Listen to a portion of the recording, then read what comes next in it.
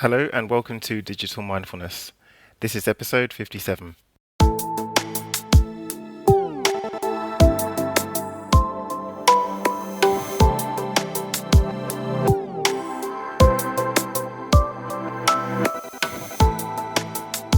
Welcome to Digital Mindfulness. I'm your host, Lawrence Sampofo. Today we're talking with my friend, Fred Stutzman, the CEO and founder of Freedom, the productivity app that helps people and businesses to intentionally connect to the internet. You should listen to this show because we're going to talk about the ways technology distracts us both at home and in the workplace. We're also going to talk about the ways internet blocking software like Freedom can help you to become way more productive and less distracted. So if you're a writer, a student, developer, marketer, researcher, or anyone else connected to the internet for multiple hours per day, you'll get a lot from this show.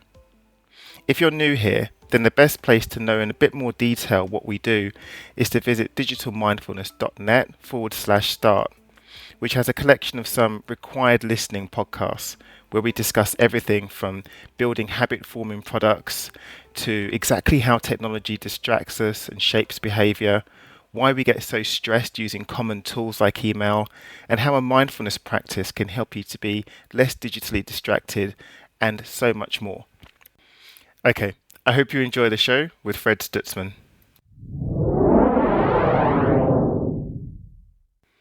Hi, Fred. Thanks so much for coming onto the show. It's great to have you here with us on Digital Mindfulness, and I'm really looking forward to finding out a bit more about you and Freedom. So welcome.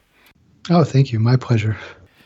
So, Fred, Freedom is really interesting because it's one of the first and most popular internet blocking software that was ever available on the market. And I'm really interested in why you actually thought of starting this company in the first place and what led you to really focus on helping people overcome digital distraction and information overload.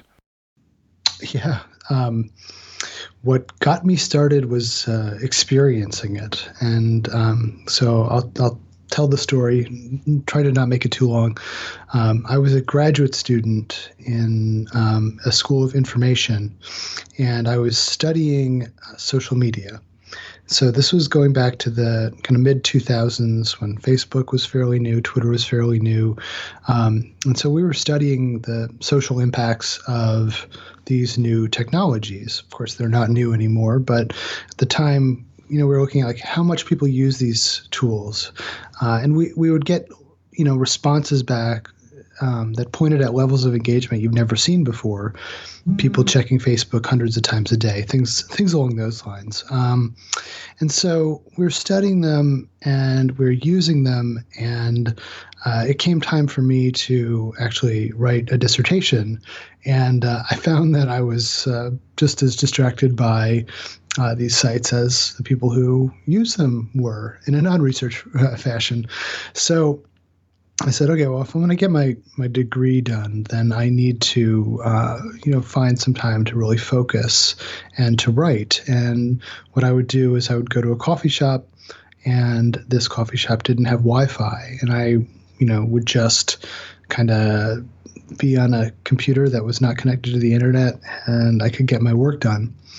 And it turned out to be a really great way of working. I enjoyed it. I really found that the quality of my work was just so different than when I was working connected to the internet. And then one day, that coffee shop, they put a Wi-Fi router in there, and just everything changed. I couldn't use my little strategy. I couldn't use my little productivity hack. I also noticed that the shop kind of changed. People who, would go there to talk would, now it was full of people who were on laptops because it had a Wi-Fi connection. I just noticed the character change, and I thought, well, if we're never going to be able to escape from this really pervasive social media or media in general, we need to build some tools that will actually help us fight back. And so that's what led to the creation of Freedom. And the first version of Freedom was super simple. It was just a button that you pressed that would turn off the internet and lock you away from the internet for 45 minutes. It wasn't even configurable. And I put that on my website. It was really a couple lines of code. I gave it away for free. And within a year, over 500,000 people had downloaded it. And, I knew I was kind of onto something.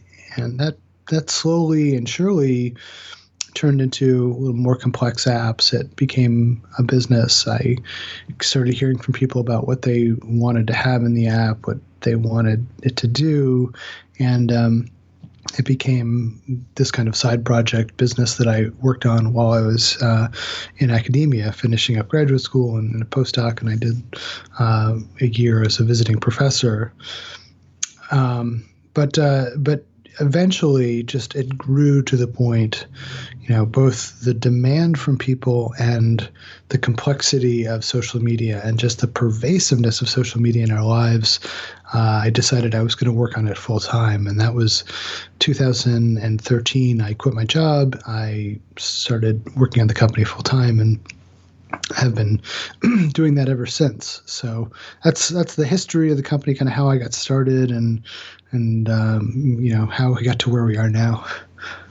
So you were just saying that you were working, you were doing your postgrad studies and finishing off your degree whilst doing Freedom, and about 500,000 people downloaded it. But can you just tell me a little bit more what the general reaction was to Freedom? Like, were people saying, at last somebody's developed something like this that I can use to help me with this problem that I know I have, but I don't talk about that much? It's funny. A couple people were like that, but more I heard just how much people would say, why would anyone use this? Why would someone want to build a tool like this? And who are the people that would actually want to take advantage of it? Who are these people who can't control themselves enough to get their work done? And that was actually a really important insight for me, because I didn't never thought of it that way. I never thought people are the problem here. I always thought of it as a kind of a technological issue. But what we have, how some people look at this is they say, listen, if you can't get your work done in any situation, then that's clearly a personal failing. And I think it's just completely the opposite. Our technology should support us. So this whole idea that we should be able to effectively work on a computer that or a tablet that has social coming at us all the time, notifications coming at us all the time. It's effectively a television because you've got Netflix and YouTube just a click away. All of these really intense distractions that are so much more fun than the hard work of actually being productive just at our fingertips. Like, that's a failing of technology, not a failing of human behavior. And so I wanted to build technologies that would support and make better our productive impulses, while also restraining and constraining just some of the runaway the runaway distractiveness of technology. Because we weren't, I didn't see the technology developers saying, how do we build a tool that really supports work? I'm selling you this $2,000 laptop that's ostensibly for you to get work done. How do we actually support work?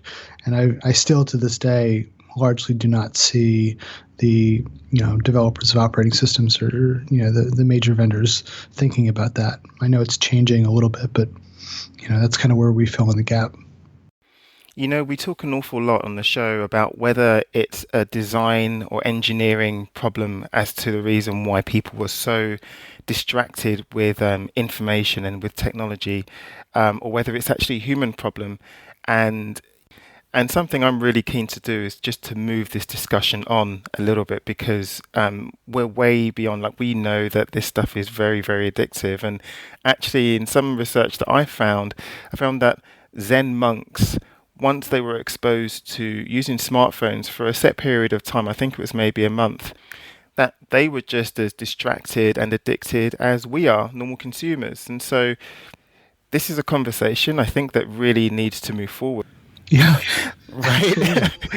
I'm totally going to steal that and use that. That's amazing because I mean it gets to this whole thing that like people expect us to be have some inherent built-in tool set to deal with this media that is evolving at this pace we've never seen before, and no one has that tool set. If the monks don't have the tool set, then I mean it's I mean that is just one of the things. I mean, can you imagine 2004 compared to, you just fast forward 10 years, the evolution in how we engage with media, how connected it is to our lives, how, we're constantly engaging with people in our social network, which just adds a higher level of engagement. We could have never imagined that.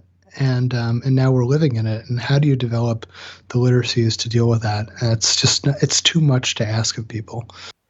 So, Fred, in addition to the app, you've also done a lot of research into this, into the benefits of actually shutting off the internet and having people intentionally connect. But I'm really interested to know, can you share with us a little bit what actually are the benefits of being able to periodically restrict access to the internet? Um, yeah, when you block the internet, number one thing you're doing is you're limiting your alternatives. You're limiting you sort of reduce the dimensionality and complexity of the space that you're working in.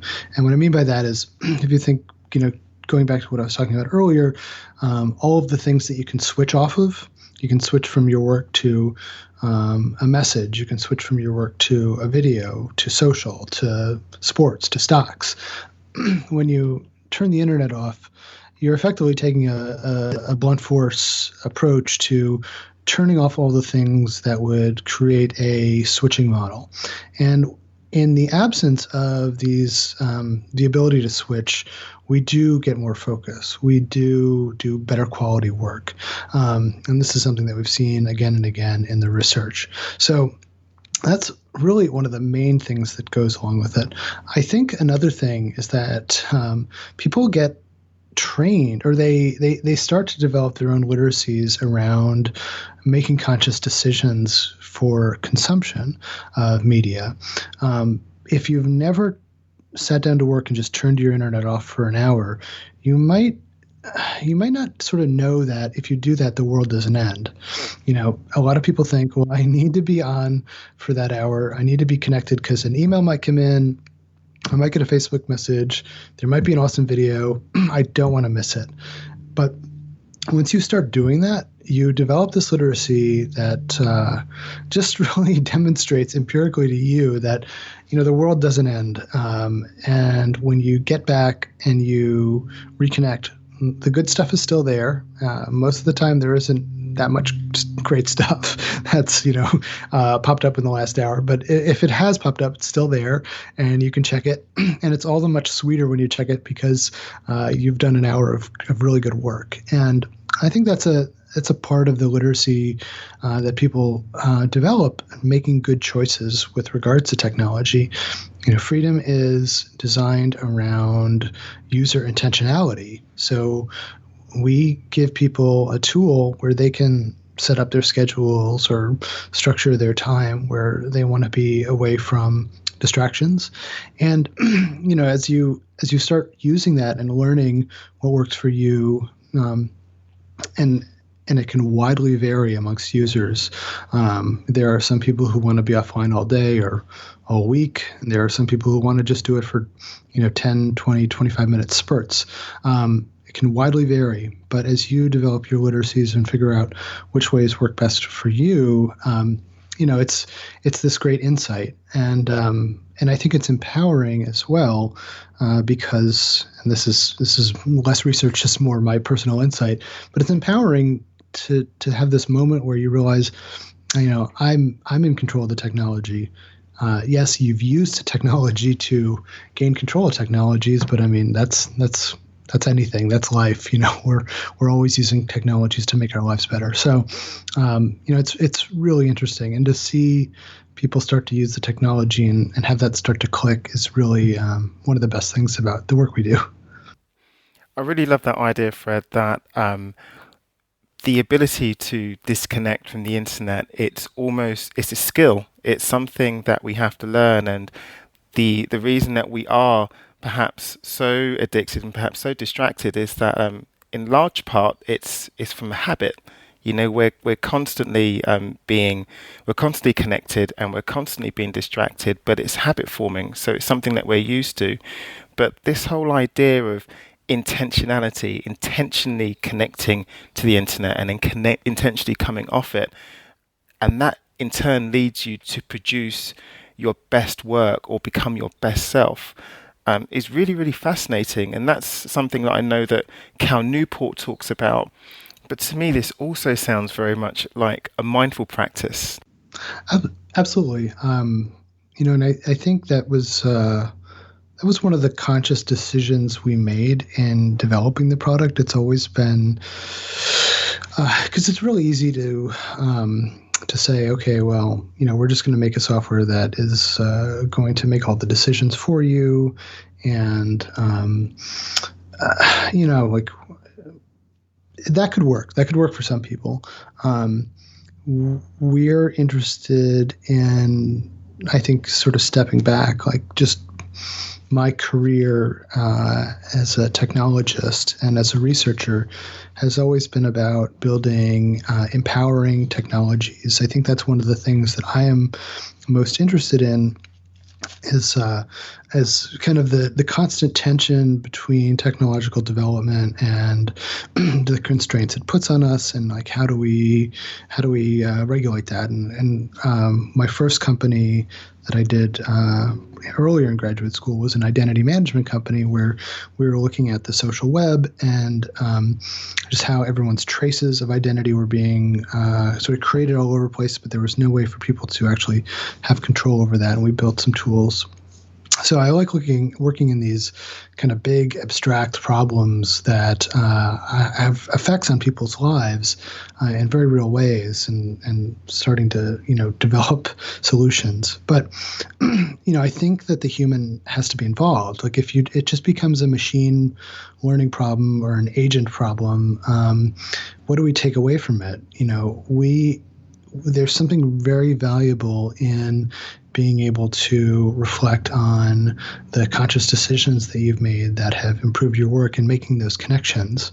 And so freedom has always been user driven, and freedom has always been, user in control. And even the self-limiting functions of freedom, like by that I mean like freedom, it can't be turned off, and you're kind of making this contract with yourself when you use it. Like it's all user driven. So you're making that decision. This is how I want to block off my time for the next 45 minutes or the next 2 hours. And that's also really important because we know from the research that commitment and pre-commitment are, strong predictors of task success. And so, I'm committing to this time, I'm being mindful and intentional about it. And, we just reap the benefits of like just some well-known behavioral economics or, social psych research there. I guess, I'd like to say it was like all kind of a master plan. I think a little bit is we didn't actually have the tools to like build this complex agent technology that decides how you're going to spend your time. We built something that was simple and functional and worked. And then also just we just knew that we wanted to have the user be the center of it because that's just the kind of technology that I build. I'm working almost entirely in user-centric technology space. So that's kind of how that ended up. Maybe a lucky accident. Maybe we kind of knew that would work going in, but that's kind of how it ended up that way.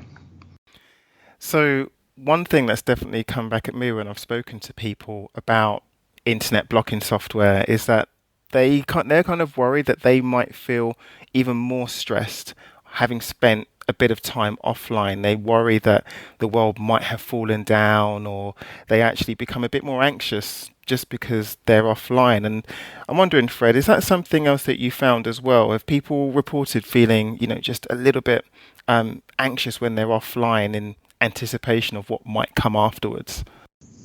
Yeah. I've heard that, and I don't want to discount it because everyone is going to have their own, reaction and way of dealing with something like that. Overwhelmingly, I think the evidence supports that there is this training function of, as you start to engage with being disconnected or partially disconnected, you realize that for the most part it is productive, and there can be some self-selection there. So the people who use our software are oftentimes professionals where the expectation is that their work is long, self-directed, long hours of, putting work into a design brief or a report or a, whatever bit of intellectual work or a piece of code, that the nature of that work is oftentimes requires deep work, solitary focus.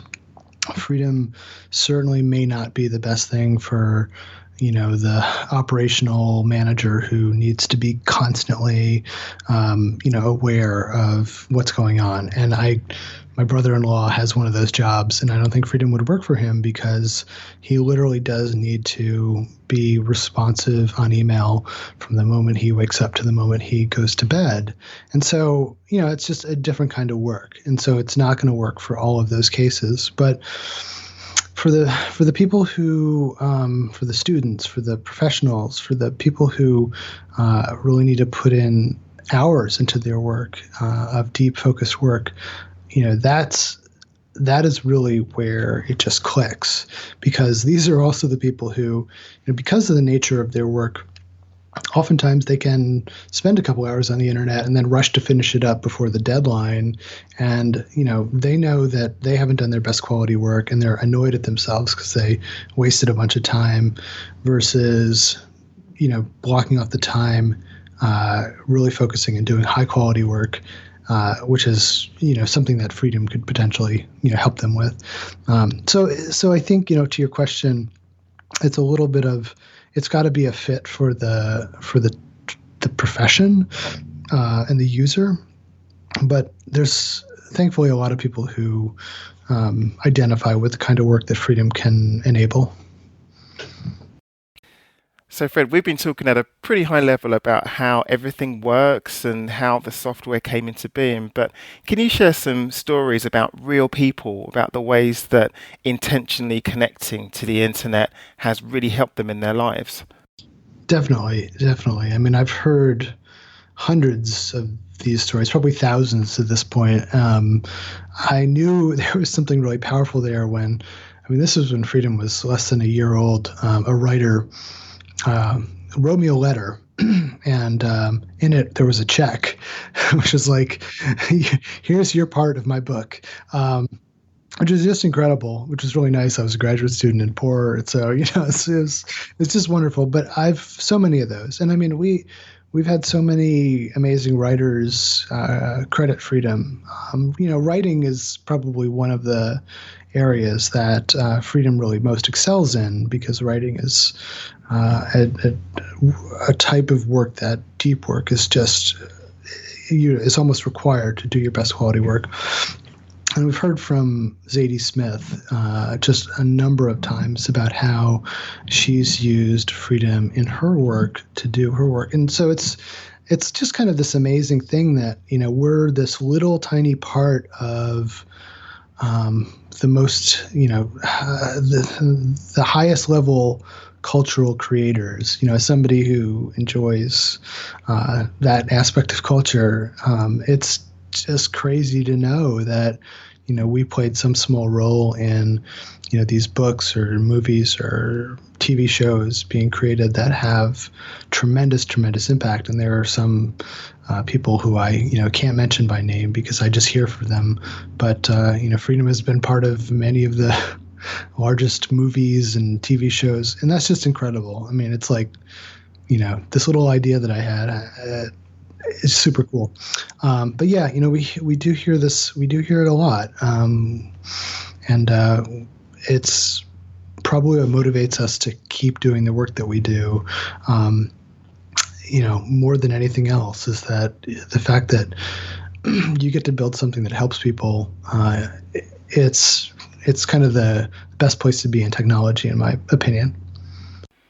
So, Fred, you and your colleagues, you've done all of this research and obviously produced Freedom, but I'm wondering if you can share with the audience, just again from these findings, how would you recommend that people, in addition to intentionally connecting to the internet, how would you recommend people improve the quality of their digitized lives? Right. That's a great question.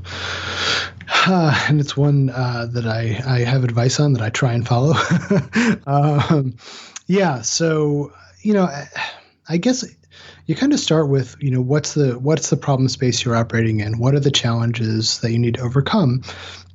And I hear this from people. I have to I want to accomplish these kinds of goals, and how do I do it?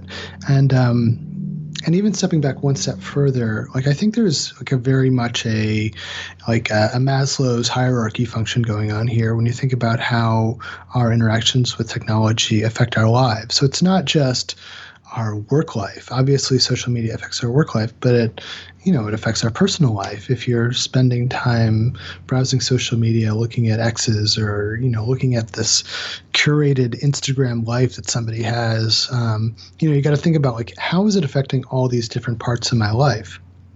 And first of all, kind of saying, okay, well, these are the challenges that I'm dealing with, and identifying those.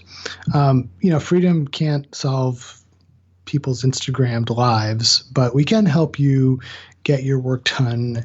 And I think when you do better work, it has this ripple effect through your life. I mean, you think about those times, and a lot of people can remember. We actually do this in interviews. We talk about, tell us about a really productive time, and people can remember this stuff very clearly, where they've had this breakthrough, and they got something accomplished that is just really amazing. They remember it, and so we try and get people there. Obviously, blocking the internet so you can really focus and do deep work, or blocking certain distractions is part of it. But there's a lot of other advice that you can take. So, I think you might think of it through the lens of, like, what is your digital hygiene? I don't know if I like that word, but I mean, it's very much, how do you bring your device to bed with you? Do you leave it in the other room? How much sleep are you getting? How much screen time are you being exposed to? And just the basics of, you getting out and walking, getting exercise, and just being away from digital media. So digital media is, like, not necessarily the problem, but it's highly correlated with some of the problems. So if you're constantly on on technology, you're probably, doing that at the expense of something else. So thinking about, how are you spending your time? And how are you segmenting that time? I go back to Cal Newport, the author of Deep Work. He really just works from 8 to 5 every day. He goes into the office, he focuses, he has 8 or 9 hours of work where he does what a normal academic would probably take 13 or 14 hours a day.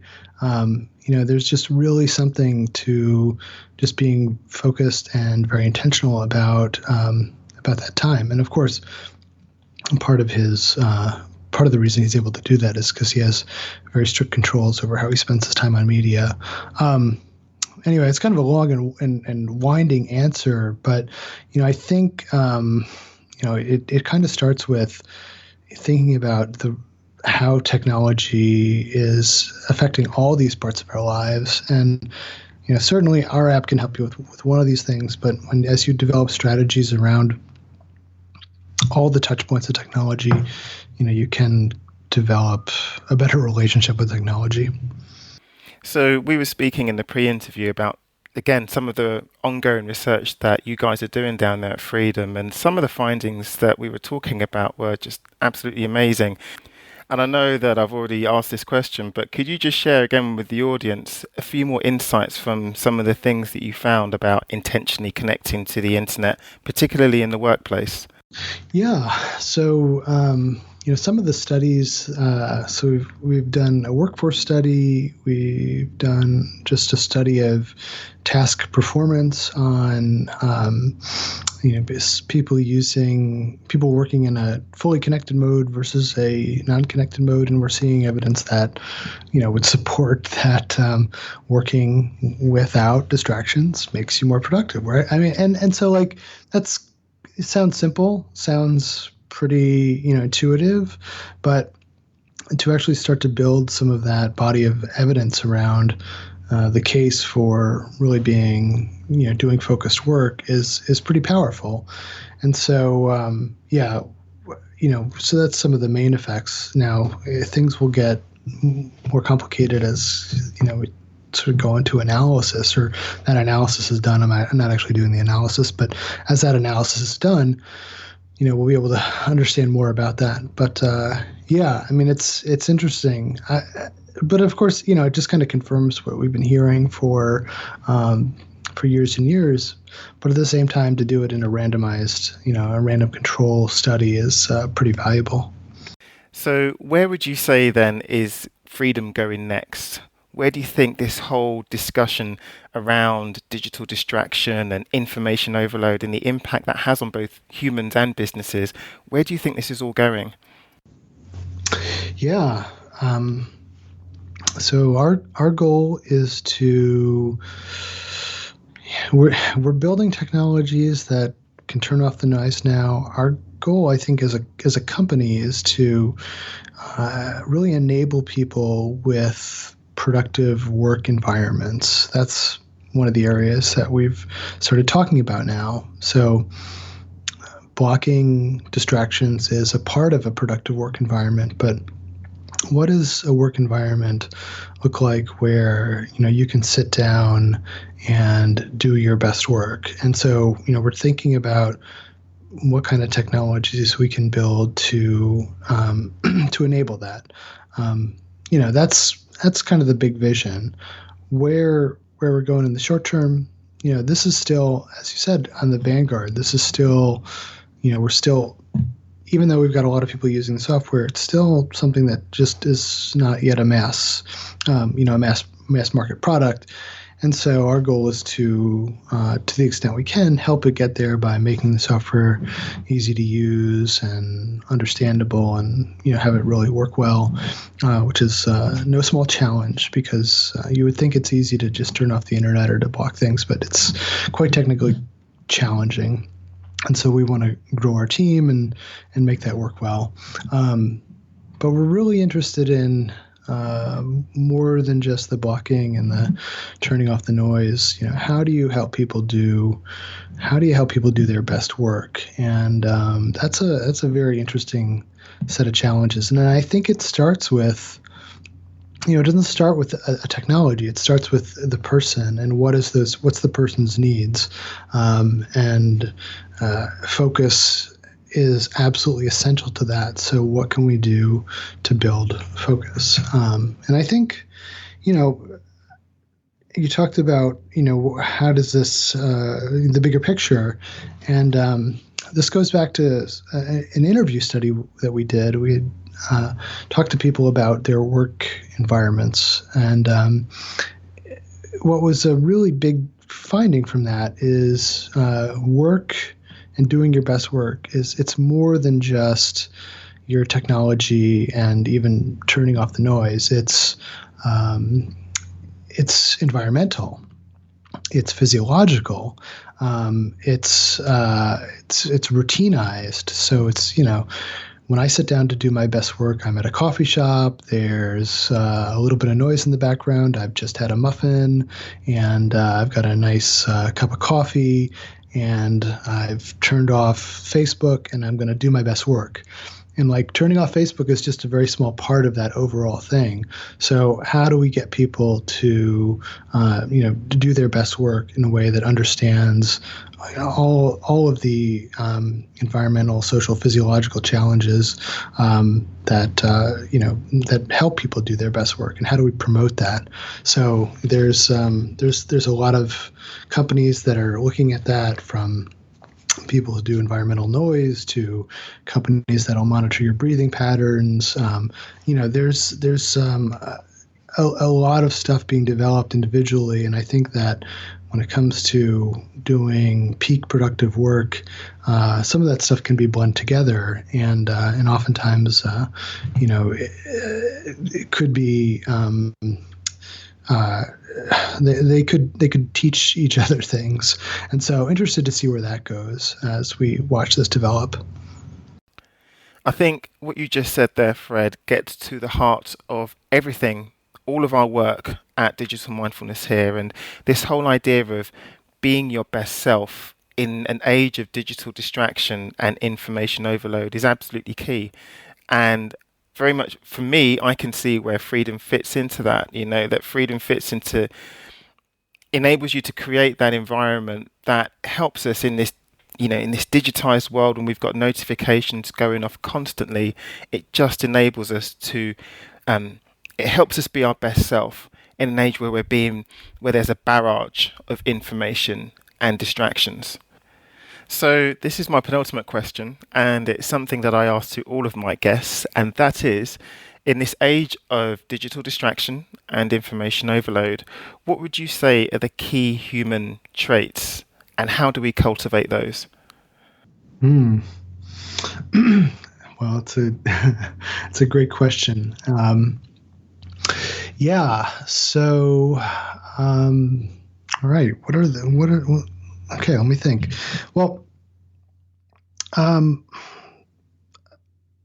I might say empathy, and almost sort of self empathy, and the ability to look introspectively. And I'll just go with empathy. One of the reasons why. So this is obviously more than just productivity. It's hyperconnectivity.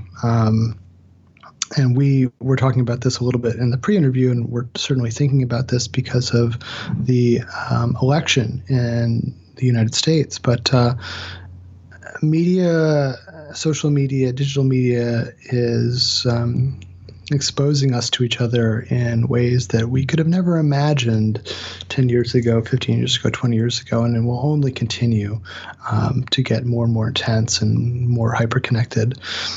So the ability to have a deep sense of understanding of others and have empathy for others is, absolutely just going to be incredibly important as we engage with each other at levels that we never imagined. At the same time, I think that sense of empathy allows the necessary sort of self-introspection and understanding, how do my choices affect my behaviors. That can be really helpful when you want to analyze and improve your productivity, or improve, whatever it is that, you're doing in life, being able to detach a little bit and say, okay, I'm going to analyze, how I'm acting on technology, or how I'm engaging with technology, and being able to step away from it a little bit and put it in context is just incredibly, incredibly important. If we stop thinking about ourselves purely as the thing being acted on by technology, and realize that we play an important role in the choices that we make. That's just, if you get to that point, you're in such a better point than so many people. Technology does not act on us. We let it act on us, or it's that is kind of socially constructed. We need to find ways to push back against that, and really critically look at it. So yeah, that's my answer now I think about it, and it's a really great question. For just to finish off what you were saying, this whole idea of empathy and the importance of empathy in a digitized in an age when we're digitally distracted, for me is really, really important. And I just wonder what you think about this whole discussion of the way that machines are going to take our jobs and that people very, very quickly are going to have to retrain in a lot of things because a lot of the work that people do now is just going to be replaced by algorithms and by software. Do you think by learning how to cultivate skills like empathy and being our best selves when we're intentionally disconnected from the internet, would this give people a distinct advantage when we're all at risk of being disrupted? Oh, yes, absolutely. Yeah, yeah. That's certainly one I would agree with. And I think, there's always going to be a technological progress that replaces some aspects of routinized work. If it can be if an algorithm can do the work, and a person's doing it, that's just the nature of, how technology changes the workforce. But, I kind of go back to the lens of deep work there. I actually think that the expectation is that, right now we're and I'm kind of stealing this from Cal Newport, but we're in this very inefficient space right now where this whole idea that you spend half your day on social media being distracted by it is like, it's just crazy. What good is that doing? Not to say that, we can't spend a little bit of time here and there, but, what good is that really doing? Being able to segment your time and make good choices around how you spend your work time, developing the skills that enable that are just absolutely crucial and will be a major differentiator for people in the workforce. And I mean, you can see it already. But I think that's absolutely going to go mainstream. We're just in this period of time where even though, Facebook or Twitter's 10, a little bit more than a decade old, we're still sorting out how to socially, interact with those technologies, but it's just super inefficient. And there's definitely some huge productivity gains to be made by developing literacies around focused work. So unfortunately, Fred, we've come to the end today. Where can people find out more about you and your work and connect with you? Sure. Yeah. Let's see. So I am at F Stutzman at Twitter. Freedom is freedom at Twitter, and you can kind of find us there and follow the trails. Well, thanks once again for being with us today, Fred, and sharing your insights and experience with us on digital distraction. Fantastic. Thanks, Lawrence. Thanks for listening. Remember, you can connect with us on Twitter at Digital Mindful and also on Facebook, which is just Digital Mindfulness. If you like this particular show, then our upcoming online conference called Tech and Work-Life Balance, where we bring academic and industry experts together to share with you insights and strategies on how to minimize the impact of digital distraction in your professional life, then I think that's something that you'll find interesting. Also, if you find the Digital Mindfulness podcast valuable, you can support it directly through the website, which is digitalmindfulness.net/support. And you can also do that through our Patreon page. Patreon allows you to access longer form content that we don't publish on the website or on this podcast. Your support really helps us to continue and improve the direction of the show. But also there are other ways that you can support the podcast. Leaving a review on iTunes or Stitcher helps other people to find the content that you find useful. And sharing the show with other people in your life who might find this useful is an immense help. Thank you all for listening. Until next time.